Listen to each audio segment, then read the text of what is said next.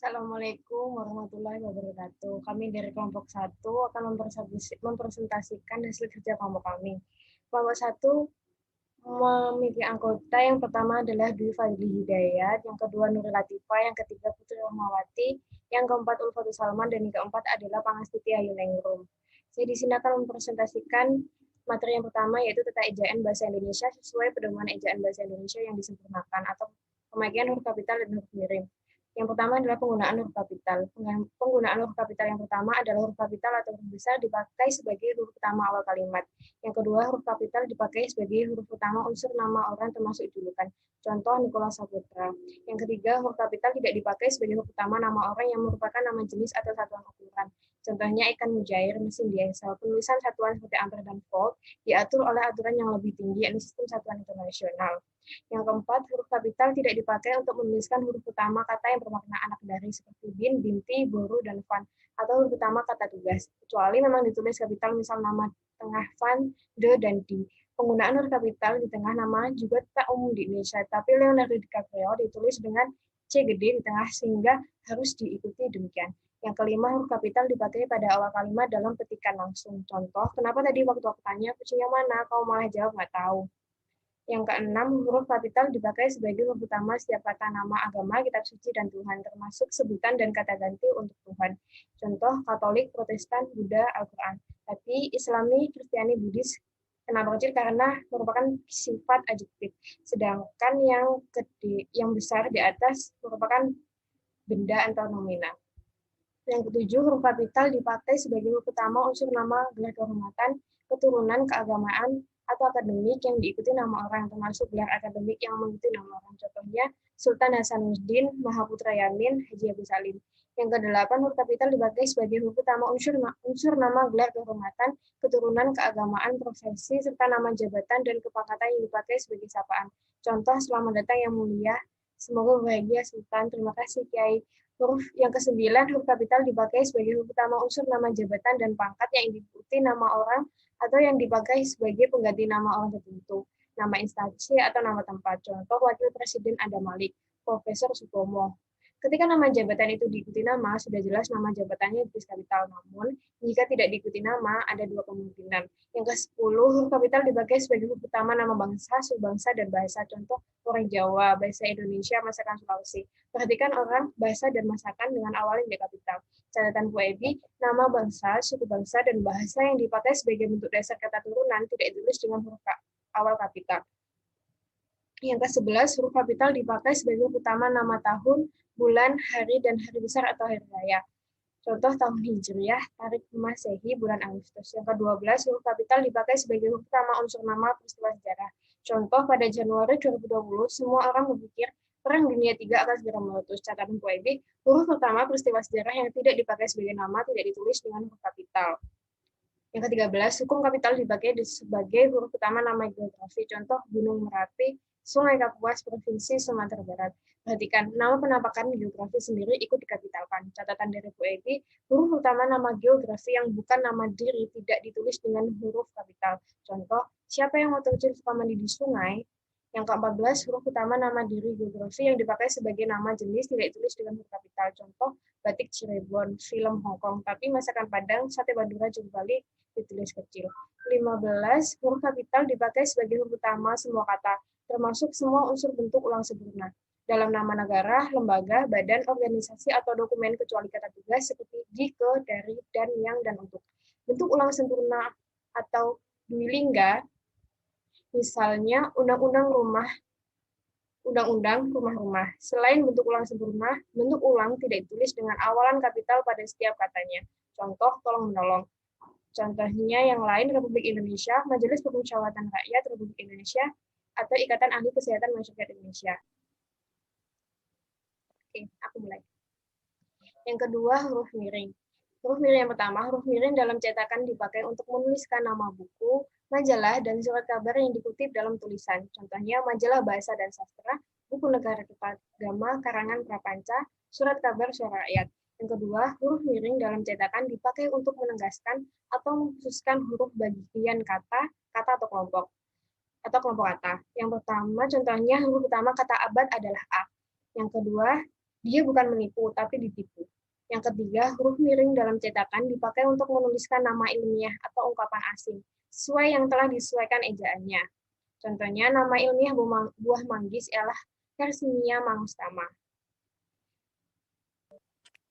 Untuk materi yang kedua yaitu penulisan tanda baca. Ada beberapa tanda baca. Yang pertama yaitu penggunaan tanda baca titik untuk penanda berakhirnya kalimat, tanda dalam penulisan bahkan, ikhtisar atau daftar, dan pemisah angka jam, menit, dan detik.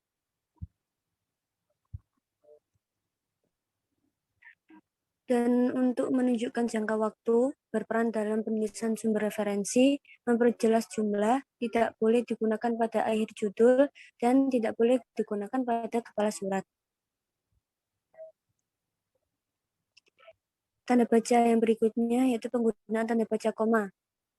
Digunakan di tengah kalimat, perbandingan kalimat, memisahkan anak dan induk kalimat, di belakang kata penghubung antar kalimat, pemisah partikel, memisahkan petikan langsung, diidentifikasikan yang ditulis berurutan. Dan digunakan untuk penulisan daftar pustaka, pada catatan kaki, penulisan gelar, dalam penulisan bilangan, pada kalimat bertingkat, menghindari salah baca, dan tidak digunakan untuk memisahkan petikan langsung. Tanda baca berikutnya yaitu tanda baca tanya, digunakan untuk menanyakan suatu hal dan digunakan dalam tanda kurung. Untuk penggunaan tanda baca seru digunakan pada kalimat perintah dan menunjukkan ekspresi kaget. Penggunaan tanda titik koma digunakan untuk memisahkan bagian kalimat, memisahkan kalimat yang setara.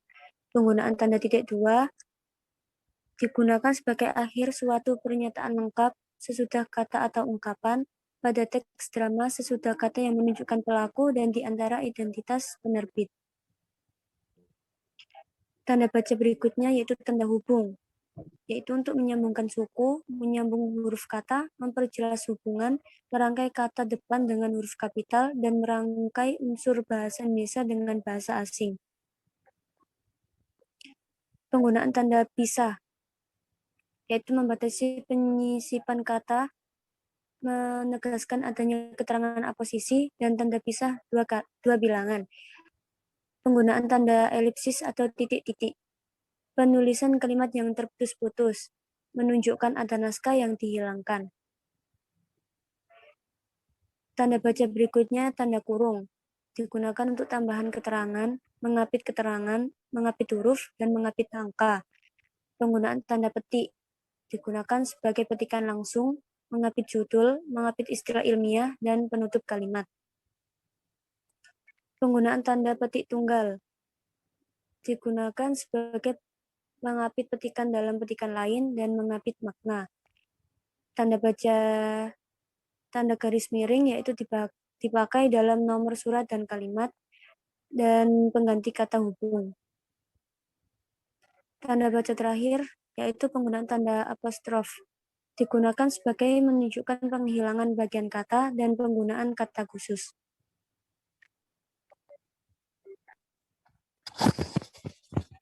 Selanjutnya, penulisan angka dan lambang bilangan.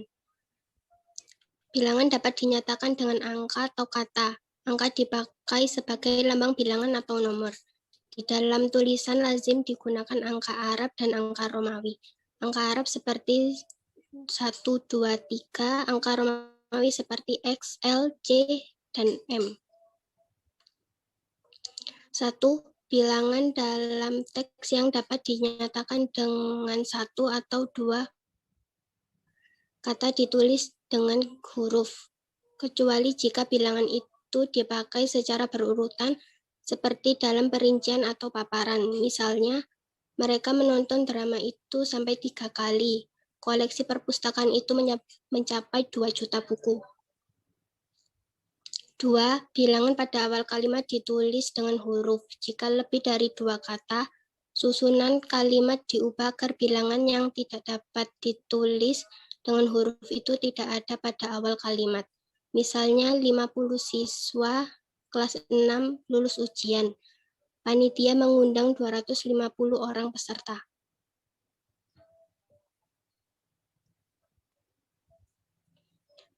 3. Angka yang menunjukkan bilangan utuh besar dapat dieja sebagian supaya lebih mudah dibaca. Misalnya, perusahaan itu baru saja mendapat pinjaman 550 miliar rupiah. 4. Angka digunakan untuk menyatakan ukuran panjang, berat, luas, dan isi, satuan waktu, nilai uang, dan jumlah. Misalnya 0,5 cm tahun 1928. 5. Angka digunakan untuk melambangkan nomor jalan, rumah, apartemen, atau kamar. Misalnya Jalan Tanah Abang 1, nomor 15. Jalan Wijaya, nomor 14, apartemen, nomor 5, Hotel Mahameru. 6. Angka digunakan untuk menomori bagian karangan atau ayat kitab suci. Misalnya bab 10 pasal 5 halaman 252. 7. Penulisan bilangan dengan huruf dilakukan sebagai berikut. A. Bilangan utuh misalnya 12. B. Bilangan pecahan misalnya setengah dan 1/16. 8. Penulisan bilangan tingkat dapat dilakukan dengan cara berikut. Misalnya pada abad XX atau angka Romawi kapital dalam kehidupan pada abad ke-20 ini huruf dan angka Arab. Pada awal abad ke-20 atau huruf. B. Kantor di tingkat 2 gedung itu di tingkat kedua gedung itu. 9. Penulisan bilangan yang mendapat akhiran an mengikuti cara berikut. Misalnya 55 lembar uang 1000-an. 10. Bilangan tidak perlu ditulis dengan angka dan huruf sekaligus dalam teks. Seperti akta dan kwitansi. Misalnya di lemari itu tersimpan 805 buku dan majalah. 11. Jika bilangan dilambangkan dengan angka dan huruf, penulisannya harus tepat. Misalnya saya lampirkan tanda terima uang sebesar 900-550. Catatan, angka Romawi tidak digunakan untuk menyatakan jumlah. Angka Romawi digunakan untuk menyatakan penomoran bab dan nomor jalan. Angka Romawi kecil digunakan untuk penomoran halaman sebelum bab 1 dalam naskah dan buku.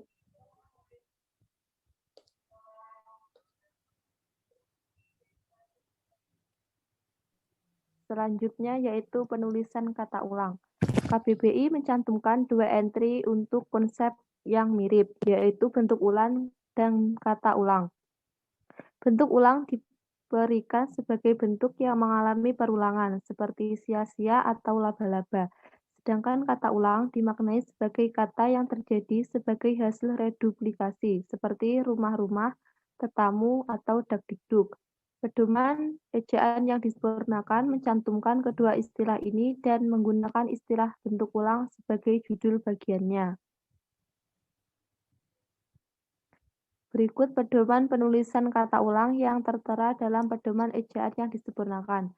1. Kata ulang ditulis dengan menggunakan tanda hubung di antara unsur-unsurnya, misalnya anak-anak, kupu-kupu, dan sayur-mayur. 2. Pengulangan kata majemuk berupa kata benda pada umumnya dilakukan dengan mengulang unsur pertama, misalnya rumah-rumah makan, surat-surat kabar, kereta-kereta api cepat. 3. Pengulangan kata majemuk yang ditulis serangkai karena sudah dianggap padu dilakukan dengan mengulang seluruh kata majemuk itu, misalnya segitiga, dan sapu tangan. 4. Kata ulang ditulis serangkai dengan awalan atau akhiran, misalnya berhati-hati dan perundang-undangan. 5. Angka 2 dapat digunakan untuk keperluan khusus yang memerlukan penulisan cepat, seperti pada catatan rapat.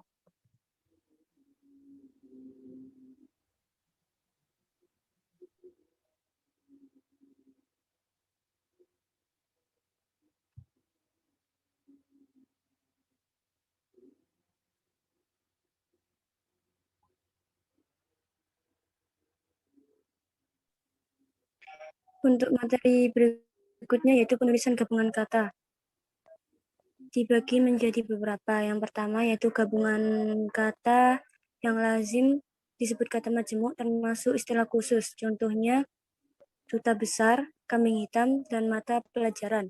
Yang kedua, gabungan kata termasuk istilah khusus yang mungkin menimbulkan kesalahan pengertian. Dapat ditulis dengan tanda hubung. Misalnya, pandang, dengar. Itu dipisah dengan tanda hubung.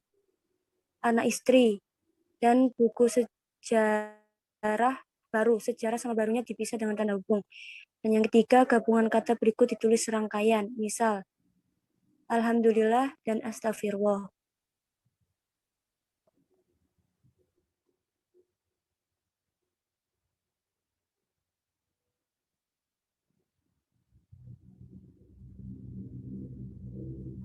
Materi selanjutnya yaitu partikel.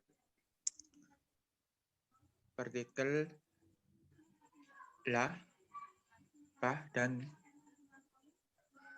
ditulis serangkaian dengan kata yang mendahului. Misalnya, bacalah buku itu baik-baik. Apakah yang tersirat dalam surat itu? Siapakah gerangan dia? Apatah gunanya bersedih hati? B. Partikel pun ditulis terpisah dari kata yang mendahuluinya. Misal, apapun permasalahannya, dia dapat mengatasi dengan bijaksana. Hendak pulang tengah malam pun sudah ada kendaraan. C. Partikel per yang berarti demi, tiap, atau mulai ditulis terpisah dari kata yang mengikutinya. Misal, mereka masuk ke dalam ruang satu persatu. Yang kedua, harga kain itu 50.000 per helai. Pegawai negeri mendapat kenaikan gaji per 1 Januari.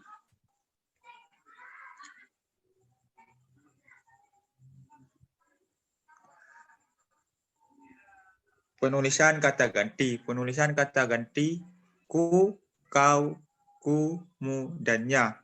Kata ganti ku dan kau ditulis serangkai dengan kata yang mengikutinya. Ku, mu, dan nya ditulis serangkai dengan kata yang mendahulunya. Misal, buku ini boleh kau baca. Bukuku, bukumu, dan bukunya tersimpan di perpustakaan. Rumahnya sedang diperbaiki. Kata ganti itu ku, mu, dan nya dirangkai dengan tanda hubung. Apabila digabung dengan bentuk yang berupa singkatan atau kata yang diawali dengan huruf kapital. Misalnya, KTP-mu, SIM-nya, STNK-ku.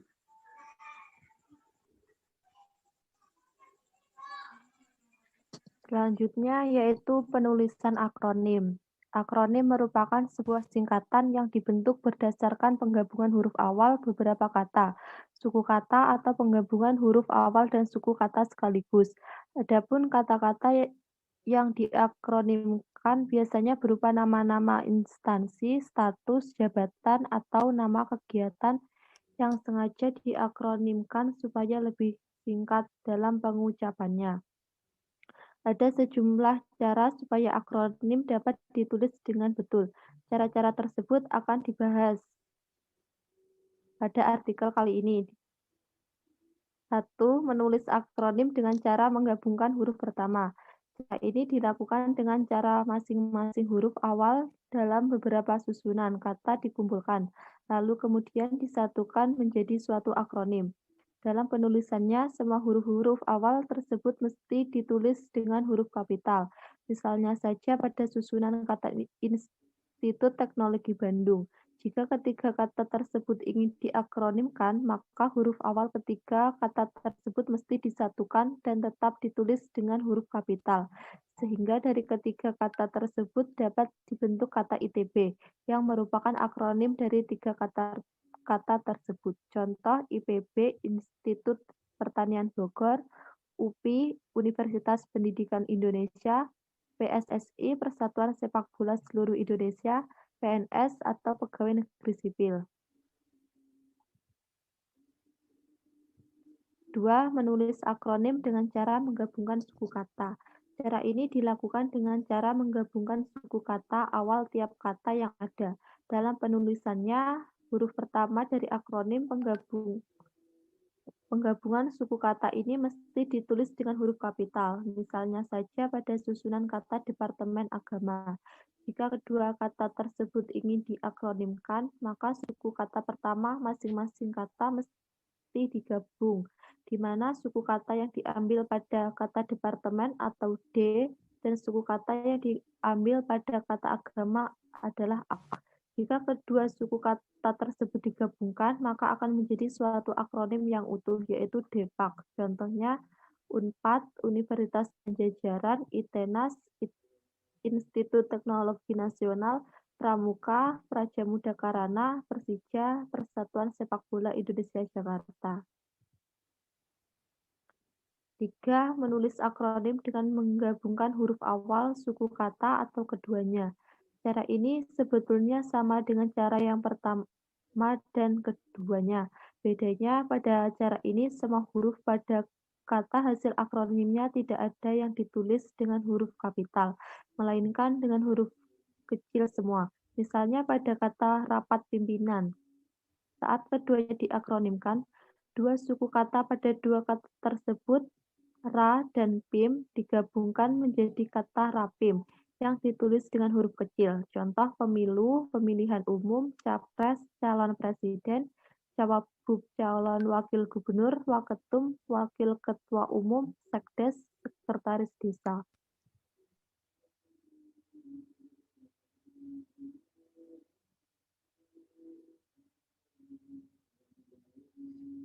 Yang selanjutnya, pembentukan kata dan istilah dengan unsur terikat.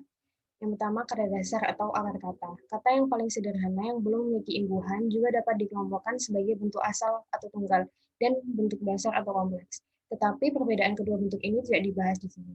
Yang kedua, afiks atau imbuhan, yaitu satuan terikat atau seperangkat huruf tertentu yang apabila ditambahkan pada kata dasar akan mengubah makna dan membentuk kata baru. Afiks tidak dapat berdiri sendiri dan harus melekat pada satuan lain seperti kata dasar. Istilah afiks termasuk prefiks, sufiks, dan konfiks. Prefiks atau awalan, yaitu afiks atau imbuhan yang melekat di depan kata dasar untuk membentuk kata baru dengan arti yang berbeda. Yang kedua yaitu sufiks atau akhiran. Sufiks yaitu afiks atau imbuhan yang melekat di belakang kata dasar untuk membentuk kata baru dengan arti yang berbeda. Yang ketiga konfiks atau sirkumfiks atau simulfiks, yaitu secara simultan atau bersamaan satu afiks melekat di depan kata dasar dan satu afiks melekat di belakang kata dasar yang bersama-sama mendukung satu fungsi. Yang selanjutnya kata turunan atau kata jadian. Kata baru yang diturunkan dari kata dasar yang menjadi imbuhan. Selanjutnya keluarga kata dasar, yaitu kelompok kata turunan yang semuanya berasal dari satu kata dasar dan memiliki afiks yang berbeda. Terima kasih. Demikian presentasi dari kelompok 1, kurang lebihnya mohon maaf. Billahi taufiq wal hidayah. Wassalamualaikum warahmatullahi wabarakatuh.